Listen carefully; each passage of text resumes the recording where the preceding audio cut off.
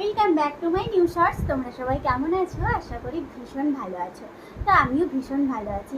আজ তোমাদের সাথে ছোট্ট ছোট্ট আমার কিছু ক্রিয়েটিভিটি শেয়ার করব।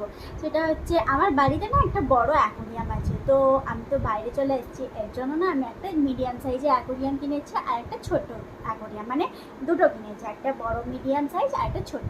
তো কিছু ফ্লাওয়ার্সও রয়েছে, মানে কিছু ডেকোরেশন আইটেম আমি কিনেছি অ্যান্ড সাজিয়েছি, সেটাই তোমাদের সাথে আজকে আমি শেয়ার করবো। তো চলো তোমরা ঝটপট দেখে নাও। ওই দিকে দেখো একটা রয়েছে, এইটা হচ্ছে বড় বোলটা, দেখতে পাচ্ছ নাকি জানি না, দেখতে পাচ্ছ? এই দেখো এইটা হচ্ছে বড় বোলটা, এটাতে আছে 5টা মাছ। আর এই দেখো ছোটোটাতে আছে তোমাদের একটা মাছ, যেটা হচ্ছে বড়। এই নামটা ঠিক এই মুহূর্তে আমার মনে পড়ছে না, বাট ভীষণ সুন্দর। মাছটা যত বড় হবে ওর পাখনাটা ততটাই গর্জিয়াস লাগবে। অ্যান্ড এর কালারটা না ডিপ গ্রিন আর ডিপ মেরুন, মানে বীভৎস সুন্দর।